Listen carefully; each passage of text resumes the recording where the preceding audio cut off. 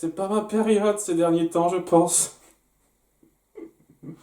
Vous savez, après avoir vu la saison 1 d'Amphibia, je me suis dit, allez, je vais revenir sur du Scooby-Doo un petit peu drôle, un peu sympatoche, qui vaudra pas trop, mais hey, qui me fera plaisir. Et bon, c'est un tout petit peu passé avec le précédent, mais celui-là, non, hein, c'était nul.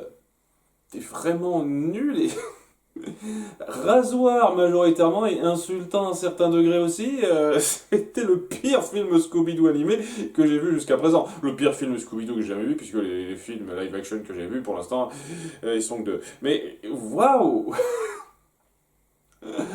Punaise! Je m'attendais tellement pas à ça, quoi! Je m'attendais pas à être blasé, ennuyé à ce point par un film animé Scooby-Doo. Je m'attendais au moins à ce qu'il y ait un début de fun qui se ressentent. Alors qu'on soit d'accord, oui, il y a quelques moments un peu gag cartoonesques qui passent suffisamment, mais c'est juste pour des petits moments gag cartoonesques comme ça et rien d'autre, il ne vaut quoi. Tant mieux si ça suffit pour être un bon film Scooby-Doo, mais il doit y avoir quelque chose, une mise en place, des interactions de personnages, ce genre de choses qui vous fassent ressentir que ça va un petit peu au-delà du gag cartoon, et là, c'est clairement pas le cas, quoi. Et c'est particulièrement ennuyeux pour moi quand je sais que ce réalisateur fera deux autres films animés Scooby-Doo plus tard. Donc je vais éviter de partir sur du jugement rapide, si ça se trouve, ça ira beaucoup mieux les deux autres qu'il fera, mais vraiment c'est ce film, quoi. Je suis dans une période où j'ai juste envie de m'amuser un peu, c'est pour ça que j'ai lâché la saison 1 d'Amphibia. Et si je tombe sur ce film Scooby-Doo là, je vous jure, il y a des timings des fois qui vous aiment pas, hein. Et je vous cache pas que dès le visionnage du titre VO, ça n'envoyait pas du rêve. Je sais qu'il faut pas trop juger un film à son titre, hein, c'est clair et net, mais waouh, Where's Your Mommy? C'est drôle. On n'a jamais fait cette blague avant, hein, sur Mommy et Mummy. Hein, oh, oh. C'est tellement basique et au bout du compte, c'est ce film. Sur beaucoup de points, il est tellement basique. Bon, on va en parler, hein?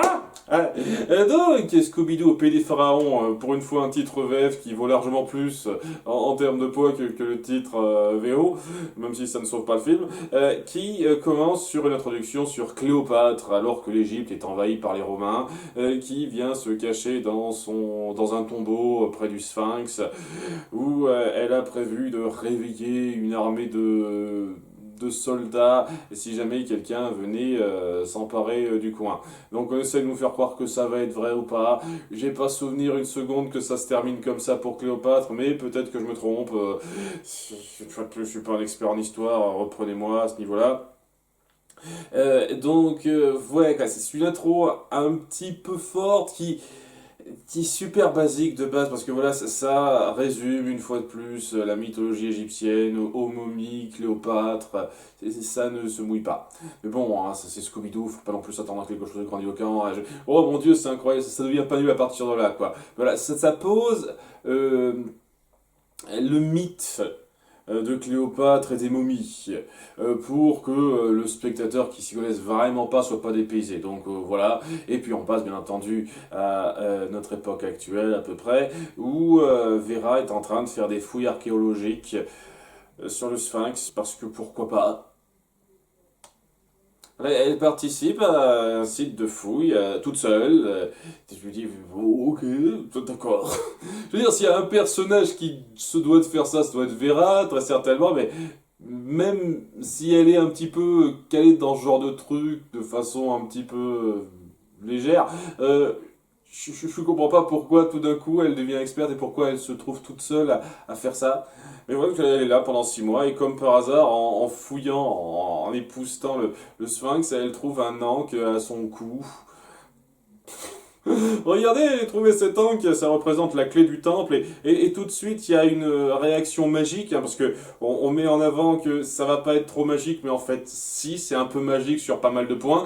L'ankh dévoile l'entrée de la tombe de Cléopâtre sous le sphinx, tout ça, avec son chef de chantier, le prince Omar d'Égypte, qui dirige ses fouilles pour pouvoir un petit peu protéger l'héritage de ses ancêtres. et le ramener à son peuple. Donc tu les vois découvrir ce tombeau, se dire ah c'est incroyable, pour un tout petit peu mettre en place qu'il y a peut-être une malédiction qui s'y trouve, et tu te dis oui ça a l'air d'être trop ça quoi, vous mettez en place des trucs ultra magiques sur les bords, mais vous allez les justifier de façon tellement conne, parce que bon ce sera pas magique. Il y aura techniquement rien de magique, c'est juste de la grosse technologie d'il y a 2000 ans en fait, ce qu'on a vu avec cette ouverture de l'entrée du tombeau de Cléopâtre, bien sûr si tu veux. Si tu veux, hein. Et ouais, il y a le reste du Scooby Gang qui n'a plus vu Vera pendant 6 mois, qui se dit tiens, on va se rendre à ce site de fouilles archéologiques pour la revoir parce qu'elle nous manque. Avec Scooby en particulier, ah, elle me manque, mais à un moment donné, il tombe en panne dans le désert et Scooby et Sammy font le truc ultra méga cliché. Mais c'est incroyable quoi, on était en 2005, ce genre de truc, punaise, faudrait arrêter de faire ça aussi stupidement que vous le faites, quoi. Ils se disent, hey, on va aller chercher de l'aide. Ah non, on n'y arrive pas avec une espèce de coupe en pensant qu'ils ont fait beaucoup de trajets alors qu'ils ont fait seulement 20 mètres. Donc le truc, déjà vu 50 fois, ce gag, il marche une fois, histoire de... très vite, il s'épuise, quoi. C'est le niveau 0,5 du gag pour moi, ce truc-là. Mais bon, hein. Et juste après, ben, ils ont une hallucination. Et ils croient qu'ils voient un oasis alors qu'en fait ils sont dans le sable. Et 50 000 fois ce truc. Ça n'a absolument aucune originalité. Et on passe quelques minutes dessus, quoi, histoire de dire regardez, Sammy et Scooby, ne sont-ils pas drôles? Non, c'est du gag ultra prévisible et ultra remâché. Et comment je trouverais ça particulièrement drôle?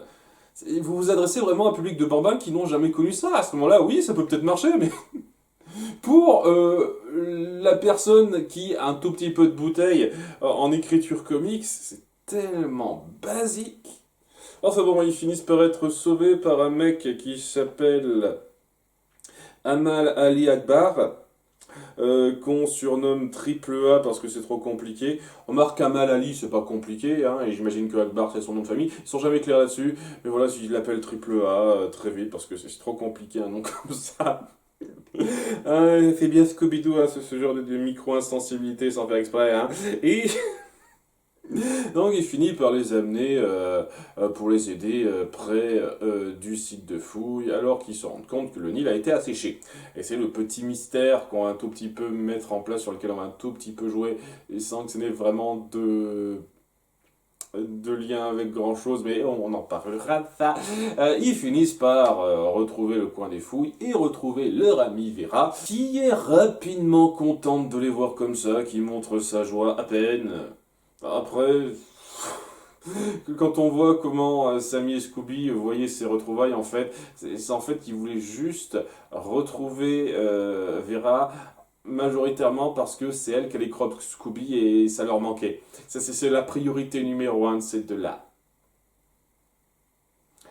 Je comprends vraiment pas votre délire, les gars. Il y a qu'elle qui peut en acheter, elle sort de son cul, c'est une création magique qu'elle sort de ses fesses et il y a qu'elle qui peut vous en fournir. C'est quoi le délire? Je comprends pas très bien en fait. Ce gag récurrent devient de plus en plus bizarre pour moi. Mais bon, il se retrouve, elle explique un petit peu la situation, donc on fouille le coin avec Omar, le gars qui... il veut un petit peu protéger l'héritage. Il y a un mec qui est du genre émission à sensation, les pics de la peur, un truc comme ça, qui s'appelle Rock de Nil, qui passe dans le coin, qui essaye de se redorer un blason parce que son émission sensation s'est faite annuler, donc il essaye un petit peu de tabler sur la malédiction du coin qui est connue et voir s'il se passe pas des trucs dans les parages. Tandis que, ouais, alors que ce petit monde est présenté et qu'il voit un petit peu l'entrée sous le sphinx, il y a la méchante évidente du coup, enfin, c'est une méchante ouverte de ce film qui apparaît. C'est une sorte de Lara Croft aspirante qui se dit ah, ce tombeau est pour moi, je vais le piller pour m'accaparer ses richesses avec ma fine équipe. Et ouais, elle force le passage, totalement. Je suis une grosse méchante qui veut m'accaparer les richesses. Il devrait y avoir une loi contre ce genre de personnes, mais personne la retient pour l'instant, quoi. Elle peut faire tout ce qu'elle veut.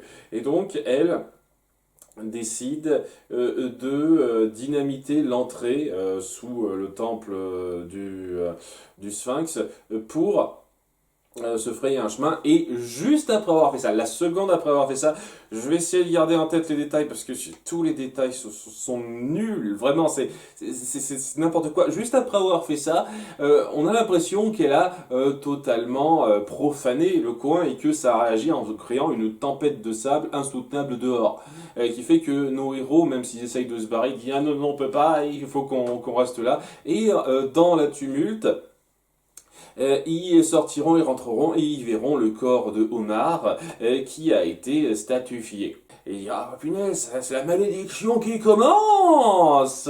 Et pour l'instant, tout semble indiquer que ça va être une aventure à la momie avec Brendan Fraser, à peu de choses près, j'ai le sentiment qu'ils sont un peu inspirés de ça, où on va visiter les catacombes, va y avoir des trucs magiques qui nous tomberont dessus, et on va essayer de faire une petite aventure sur le fait de trouver des richesses, ce que ça signifie, sauver notre peau, tout ça, avec ce groupe d'aventuriers mené par Dark Lara Croft, je vais l'appeler comme ça, ce sera plus simple, Dark Lara Croft. Je sais qu'elle a un nom, Amelia Von Butch, c'est ça, truc muche, on va l'appeler Dark Lara Croft, qui essaiera un tout petit peu de se faire mousser, alors que nos héros, pour l'instant, ils suivent sans trop le vouloir, malgré l'insistance un tout petit peu de Vera, pour qu'ils n'aillent pas trop loin parce que c'est risqué. Mais ils y vont quand même parce que c'est évident. Et ils finissent par être séparés, c'est un truc assez drôle parce que Fred dit ah non, ce coup-ci on ne se sépare pas, c'est trop dangereux, alors que ils sont obligés d'être séparés à cause d'une grosse gaffe de Scooby-Doo qui fait s'effondrer le sol et qui fera un gag pourri juste après. Je croyais voir tout en camo et j'ai trouvé tout dans le bidon. Tout dans le bidon.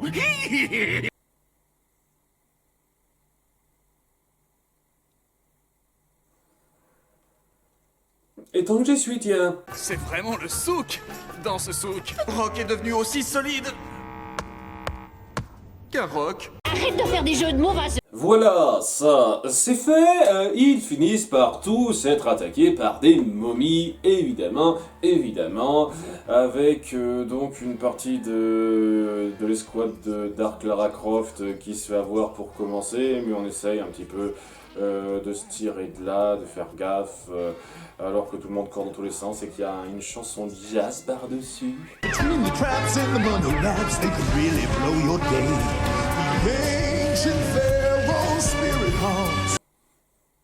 Un choix bizarre de musique pour accompagner ça, je vous cache pas, ça colle moyen au ton du truc, mais ok.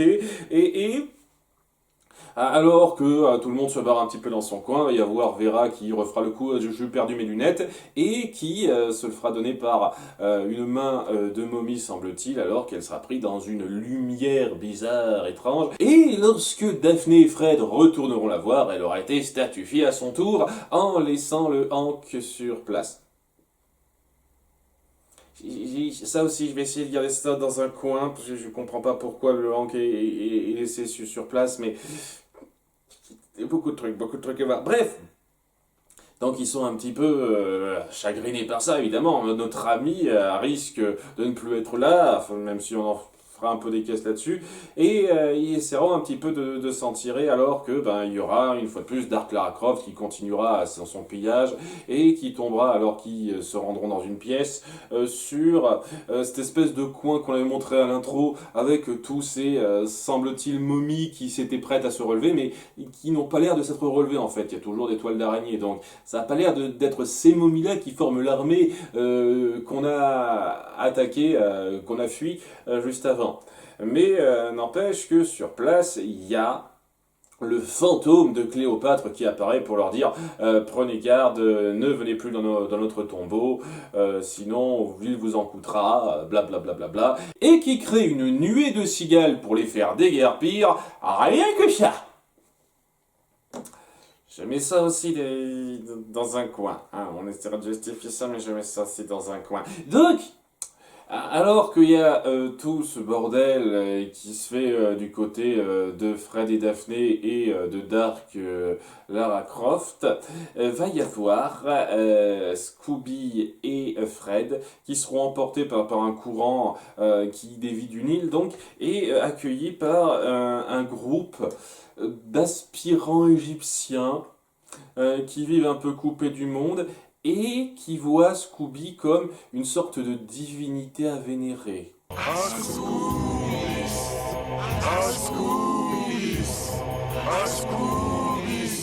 Scooby! Scooby!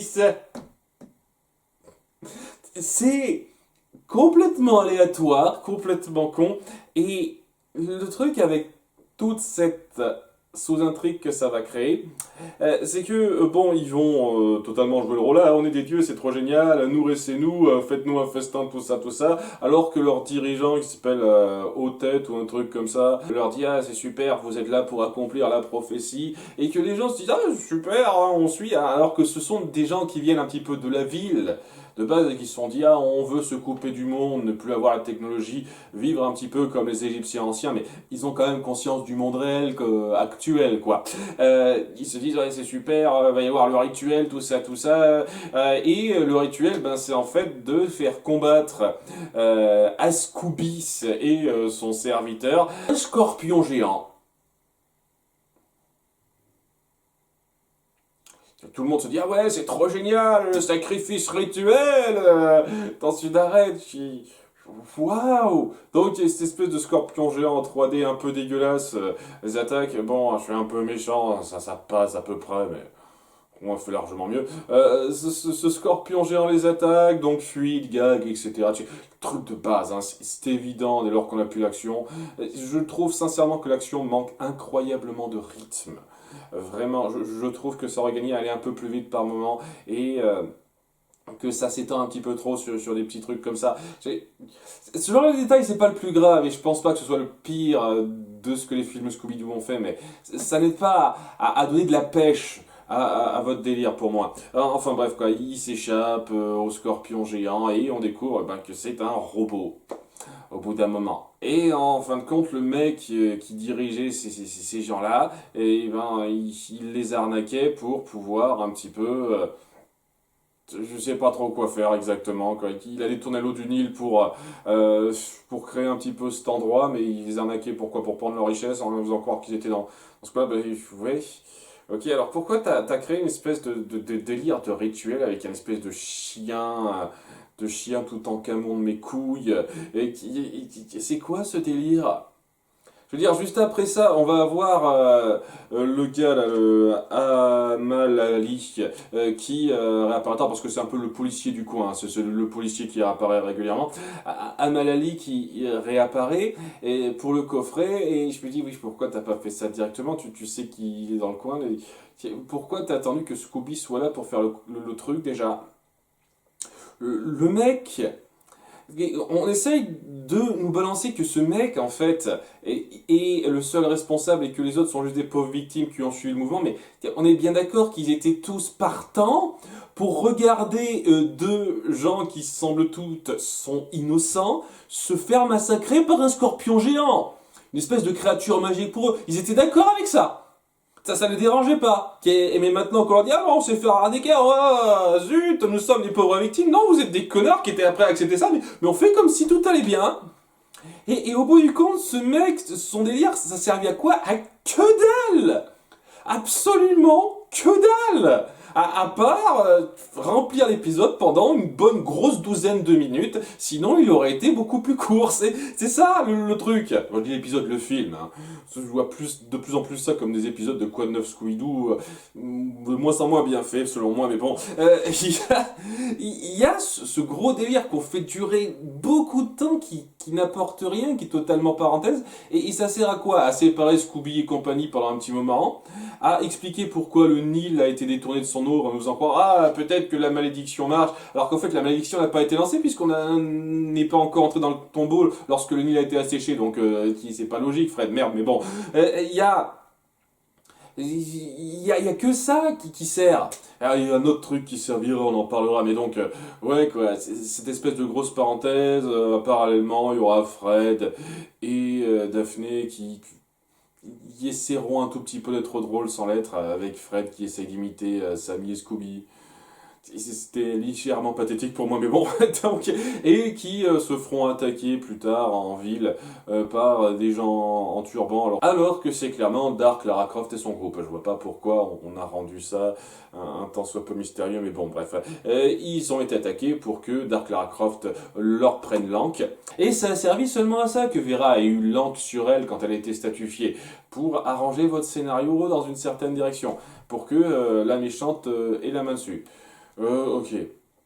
Donc, ouais, ils ont été assommés par une espèce de gaz soporifique et ils ont été amenés sur le sommet d'une pyramide, donc par Amal Ali.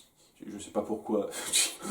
Vous êtes sur le sommet d'une pyramide, je vous ai trouvé là ou je vous ai amené là? Qu'est-ce qui s'est passé, Amal Ali? Tu les as trouvés sur ce sommet? Comment t'as pu faire pour les trouver? Ou alors tu les as trouvés à sommet, tu t'es dit, tiens, je vais les réveiller sur le sommet d'une pyramide pour le LOL. Je ne comprends pas. Je comprends pas pourquoi t'as fait ça, mec. Dans tous les cas, comment t'as pu en arriver à cette situation-là? C'est pas logique pour moi du tout, mais bon, voilà, ils sont sur l'eau d'une pyramide, on voit un petit peu plus de trucs typiques égyptiens, c'est bien, c'est bien. Il leur fait pas un peu de ce qui se passe, et juste après, ouais, avec Fred et Daphné, ils trouvent l'arnaqueur qui a manipulé donc tous ces gens qui voulaient vivre à l'égyptienne antique, quoi. C'est bien. Tandis que oui, comme par hasard, le petit délire sur ce faux dieu égyptien chien, c'était à Scooby, qui parlait comme Scooby, quoi. C'est ridicule. C'est ridicule. Il y a tout le monde qui essaye de jouer là-dessus. Et Scooby dit, ah, c'est quand même une sacrée coïncidence qui s'est inventé cette fausse divinité qui ressemble exactement à Scooby-Doo. Et il y a le Amal Ali qui dit, ah, je ne crois pas aux coïncidences. Je pense que c'est le destin qui vous a mis là pour nous aider. Alors, t'as servi à rien, Scooby, techniquement. Bon, t'as pu faire en sorte que le scorpion mécanique a été détruit, mais bon, si le mec avait été arrêté, il n'aurait pas pu l'actionner, son scorpion mécanique, quoi. Donc, si le policier aurait juste pu venir arrêter le gars, et puis c'était bon. Il n'y avait pas besoin de ce délire-là. Bref. Ils sont réunis, il y a Fred et Sammy qui apprennent pour la mort de Vera, et ils sont tristes à un niveau tragique. Nous aussi, tu sais. Ah là là, je chiale tout de suite. Donc, il décide de mettre en place un plan pour aller se réattaquer à ces momies dans la pyramide et peut-être défaire la malédiction qui les a statufiées, sauver Vera, etc. etc. Tandis que, hors champ, Dark Lara Croft a été kidnappée avec ces deux laquais restants. Je veux dire, on voit quand même qu'elle est super douée en matière de débrouille dans ce coin-là, mais elle a été capturée hors champ. Donc, alors qu'elle voit ses deux compères, semble-t-il, se faire statufier, j'insiste sur le semble-t-il, elle se met à plaider pour sa vie alors qu'elle est sur le point de subir le même sort, mais c'est là que Fred met en avant son plan.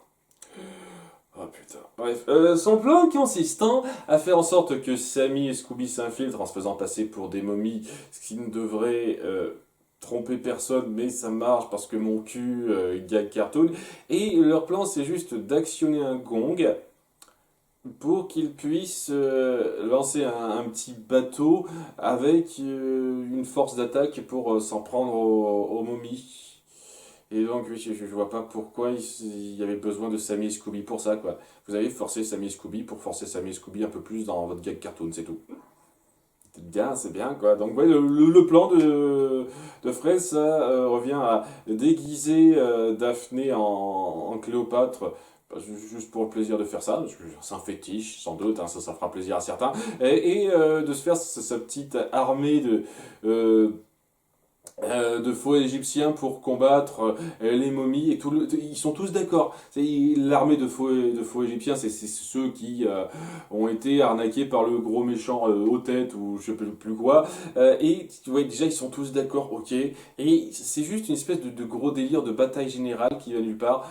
Tout le monde est prêt à risquer sa vie contre ces momies qui semble-t-il ont des armes, tout ça. Il y a personne que ça gêne. Je comprends que Daphné et Fred soient à fond dedans, mais pourquoi les autres, je ne sais pas. Cette espèce de gros bordel avec de la fausse magie. À un moment donné, il y a un tapis volant, mais direct, quoi. Il y a un tapis volant, il marche exactement comme ça. Pour une petite parenthèse, ça dure une petite minute, et il y a Sammy et Scooby sur un tapis volant. Référence. Ah, c'est drôle. Ah, c'est ça le truc. Vos gags, c'est de la référence basique typique. Comment on envoie des tas et des tas, quoi. Ça n'a rien d'original ou de créatif ou de bien né, quoi. C'est juste, hey, vous vous souvenez de ces trucs ultra typiques de genre de configuration, bah on met nos personnages dedans, waouh, ça c'est drôle. C'est pas drôle, c'est plat. C'est totalement plat. Mais bon, dans le tumulte, il y a Dark Lara Croft qui s'échappe, qui se rend devant le sarcophage de Cléopâtre pour insérer son encre dans son torse et à activer la salle des trésors avec toutes les richesses qu'elle a accumulées. Et ouais, quoi, je dis, ah, je suis riche, je sais pas exactement comment tu comptes prendre tout ça. Elle va juste voler une petite couronne, alors que il y a la fausse Cléopâtre qui a donc un maquillage de momie elle aussi, qui l'attaque, j'en ai pas parlé, mais bon, on fait des caches dessus, ah, tu dis, ah, elle est méchante, magique, tout ça, mais c'est pas le cas, qui attaque, mais elle parvient à se barrer alors que tout le monde est pris dans une espèce de jet d'eau qui était contenu, je sais pas trop où, je sais pas exactement comment ils l'ont amené ce truc-là, qu'il y a un piège, et il y a 2 tonnes d'eau qui sortent de nulle part par magie, qui amène nos héros et la fausse Cléopâtre monstre à se barrer en canot dans ce délire.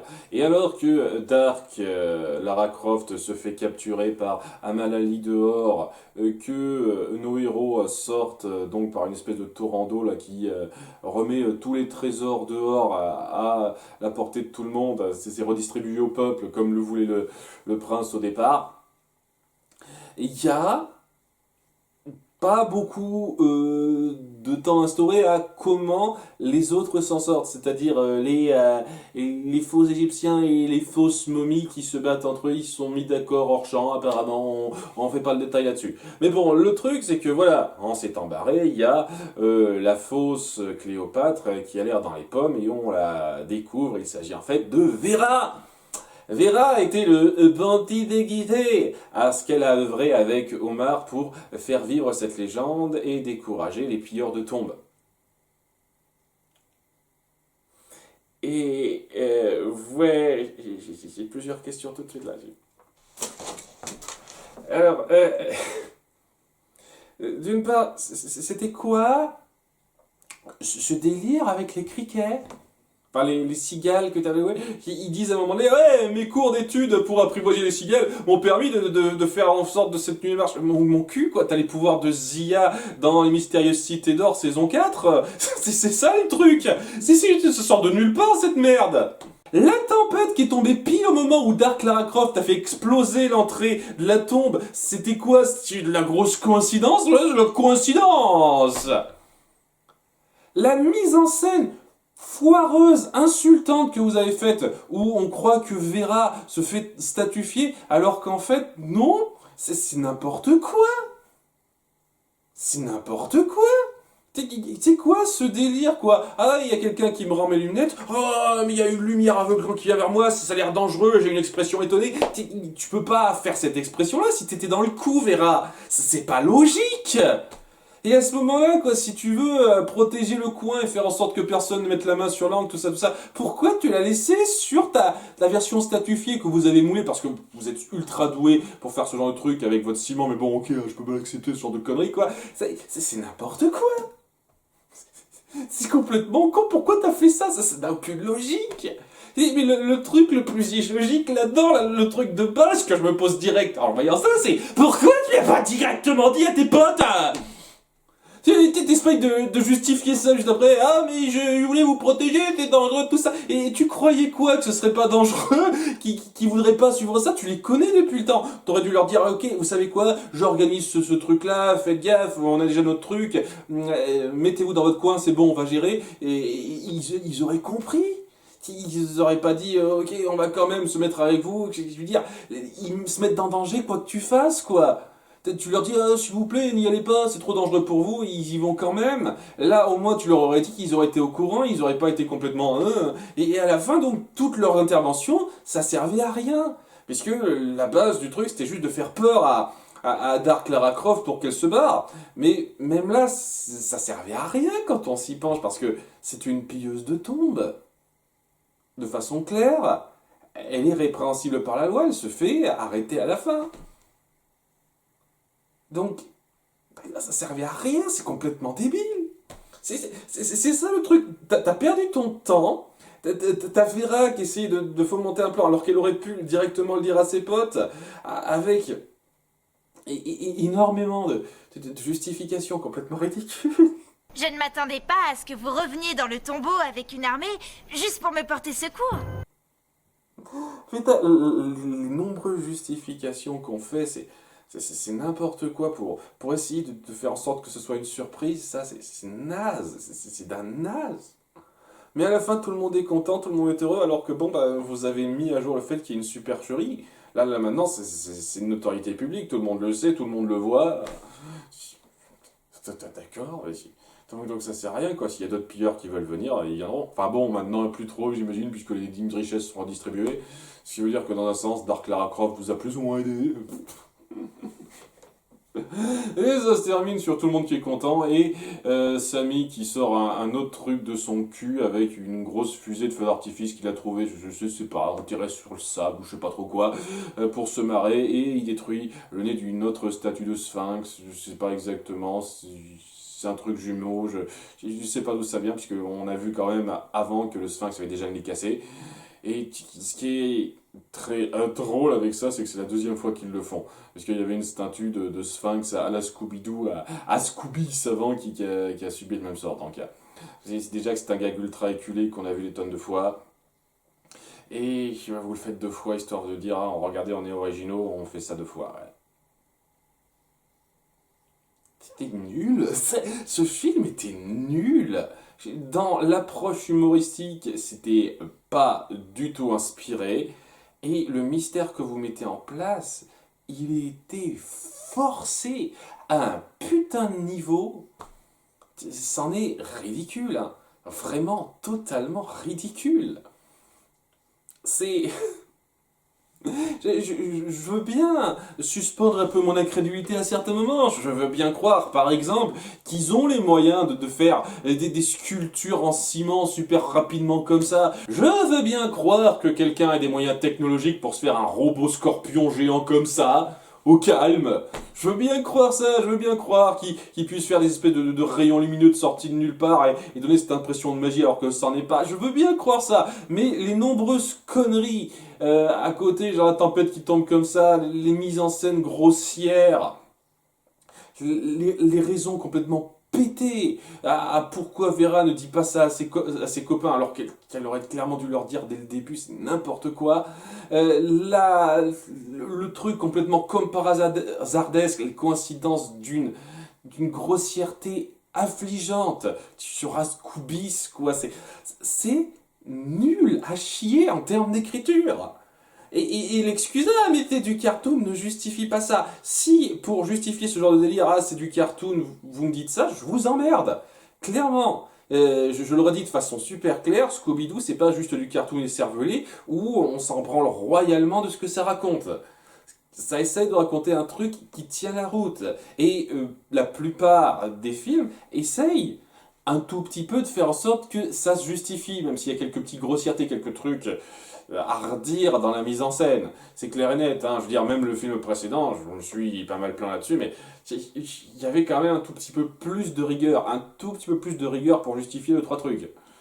Pas des masses, mais un tout petit peu. Là, c'est YOLO, quoi. On force tellement de trucs pour que la surprise de fin en soit une, que c'en est insultant, totalement insultant. Et ouais, le film précédent, Allo Scooby-Doo, j'ai beaucoup de choses à redire, et je peux quand même un tout petit peu l'apprécier ironiquement pour certains des délires qu'ils mettent en place, et il y a quelque chose d'un tout petit peu fascinant dans la représentation culturelle, mais là, ouais, la représentation culturelle, elle est trop très légère, mais c'est surtout en termes d'écriture, feignant une bonne partie du temps, et et insultant l'autre partie. Donc, ouais, c'était mauvais. Alors oui, hein, si j'essaye de voir ça d'un point de vue juste cartoon et cervelé, comme je suis sûr beaucoup adoré que je le vois, le cartoon passe à quelques moments, mais il suffit clairement pas à pardonner les défauts d'écriture vraiment, vraiment bas et grossiers qui m'irritent particulièrement. Hein. Je lui mets 6 sur 20. Et j'ai l'impression d'être généreux quand je dis ça, un 6 sur 20 à ce film. C'était... C'était affligeant. Et sincèrement, ça atteint un niveau de stupidité dans son écriture qui m'empêche même de m'amuser en voyant ça. C'est dingue parce que même jusqu'à présent, même les films que j'aimais le moins, arrivaient à m'amuser à un certain degré. Alors que là, les petits moments cartoon qui passent suffisent clairement pas. Hmm. Bon, pour la suite, je pense que je vais faire une pause. Je vais revenir à l'Amphibia pour la saison 2. Et j'ose espérer que oui, ce sera mieux que la saison 1, que cette espèce de suite de petites déceptions de découvertes ne se reproduisent pas trop. En tout cas, je vous remercie. À bientôt donc pour la saison 2 d'Amphibia. Et on reviendra évidemment sur les films suivants. Bye!